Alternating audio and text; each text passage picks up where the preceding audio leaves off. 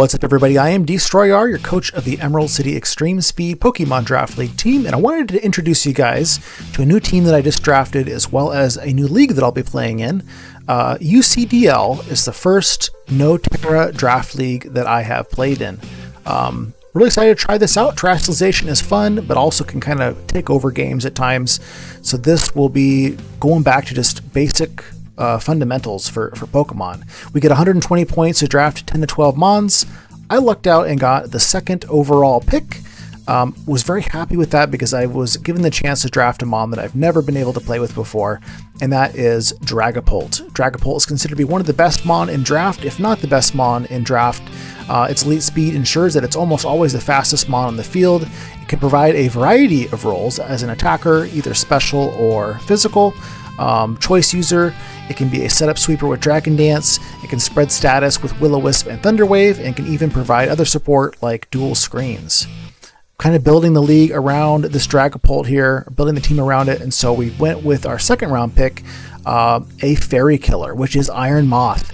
We've drafted Moth several times before. It has a 4 times resist to Fairy. It has Stab, Sludge Wave.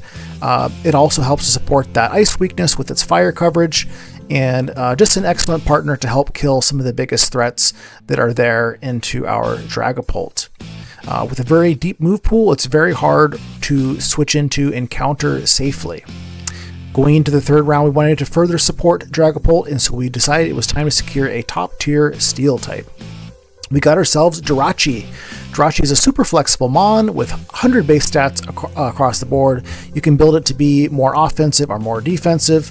It has Cosmic Power and Calm Mind to set up. It can use Serene Grace for a 60% flinch rate with Iron Head. And it has just a lot of good support moves like Stealth Rock, Healing Wish, and Screens. Just can be a great partner to have, I think, for Dragapult here. In round 4, we get a defensive centerpiece to kind of pull everything together here, and we went with Mandibuzz. Being a bulky dark type, it helps out with the ghost and dark weaknesses for Dragapult. It also helps out as a ground immunity for Jirachi and Iron Moth, who are both weak to ground. It gives a lot of good support with Defog, as well as pivoting with U-Turn. It's just a really bulky Mon that is hard to kill. So I'm hoping that this thing can help our team stay alive and just pivot around and be a great support Gloomon here. In round 5, we continue to build our defensive core by picking up Rotom Wash. Thanks to its unique typing with the Levitate ability, Rotom only has one weakness, which is Grass, and so far our other 4 Mon are all Grass resists. So it seemed like Rotom fit really well into this team here. It supports numerous weaknesses from numerous members on our team. I can start listing them off, but it resists Ice for Mandibuzz and Dragapult, it resists Fire for Jirachi, it resists Water for Iron Moth, and it also has another ground immunity for Jirachi and Iron Moth. It can be disruptive and spread status, as well as just be an excellent pivot with Volt Switch. Next up, in round 6, we decide to secure our ground type. We go with one of my personal favorites, which is Ursaluna. I love Ursaluna's ability to just deliver the big booms with Guts and Facade. It just destroys everything. There's nothing that wants to take a hit from Ursaluna. Always important to have a ground type for draft, but this one seemed like it was a nice pairing with our Ghost Dragapult as well, because being a normal type, it is of course immune to Ghost type attacks that are going to be threatening Dragapults. But overall, Ursaluna is here to deliver the big booms with its Guts breaking power. It can also do other things as well with its other ability, Bulletproof being a really good one as well, and it's being a very bulky Mon. In round 7, we decided it's time to get a Rapid Spinner, and was very surprised that this one is still available this late. It's one of my favorite Pokemon. It's a crime that it was available in round 7, and we went with Quaquaval. If you watch my other content, you know this is one of my favorite Mon to draft recently. It's a great offensive cleaner. It can be used as a spinner as well. It's a spinner that can make spin blockers kind of think twice about switching into it because of the offensive power that it has. This thing is just great cleaning in late game. With Aqua Step and Moxie. It's just a 1-button win condition, which I love to have, and it does a great job at that. In round 8, we decided it's finally time to secure our Fairy, another crucial type to have in draft, and we went with Sylveon. Sylveon is a very bulky Mon, especially defensive, but with investment in its physical defense, it can be very physically defensive as well. It's an offensive powerhouse, especially with Pixelate and Hyper Voice, so it can be an offensive breaker or a defensive pivot.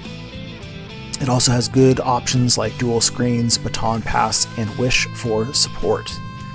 And so, after securing kind of most of our major typings here, we decided to secure something else really important with our 9th pick. We went with another favorite, Golden Boy. Our Fortress is back again. Golden Boy / Fortress just has lots of great hazard support. It gets all the hazards, all the damaging hazards anyways. It gets Toxic Spikes, and Stealth Rock. It can also remove hazards with Rapid Spin. It can pivot with Volt Switch. It can cripple things with T-Wave. It even gets screens. I have a lot of things with screens, by the way, in case you didn't notice. And this just helps to give us another pivot. It's another bulky steel that we can use to help support Dragapult. And it can also be used offensively as well. We have run choice specs on this thing recently, and it actually worked pretty well. So as you can see, our budget is dwindling. We are going to maximize these last couple of points. So we get in our next round 10, Swadloon. Another one of our favorites here on the channel. Swadloon is a 1-point mon, which brings us sticky webs. It's also very bulky. If you don't exploit its weaknesses, this thing can soak up hits, it can heal, it can pivot as well with Baton Pass, but mostly we're just here for having the cheap Weber. So we have 1 point left, and we spend it on another 1-point superstar, Morgrim. Everybody knows about Grimmsnarl. It's Prankster, it's dual screens, it's Thunderwave, it's Parting Shot. Morgrim can do all those same things. It is much more frail, obviously, and not as well offensively, but it has access to these Prankster shenanigans, and gosh, for 1 point, there really isn't a whole lot of stuff that's really useful, and so this seemed like the best option to use that 1 point on. Probably is not coming every week, but it is something that we can bring into some pretty niche situations if we need to. So as you can see, we're out of points now, but the fun isn't over quite yet. UCDL offers 0-point Pokemon as well, and so we finish out our 12 with a 0-point Pokemon, and we get our mascot pick. That's really what this is supposed to be, is kind of a mascot pick. We go with Dratini, a shiny pink Dratini. We don't have Dragonite on our team this season, and so Dratini is going to be holding it down, cheering hard from the bleachers. Probably never shows up to any of our matches, but it's kind of fun to have Dratini here anyways. Just to support the rest of the team and represent us. And so, yeah, thanks for watching and getting to meet my team. I'm excited to give them a try and hope that you guys will join us next week, approximately a week from today. We'll be premiering our week 1 match. So, hope to see you guys then.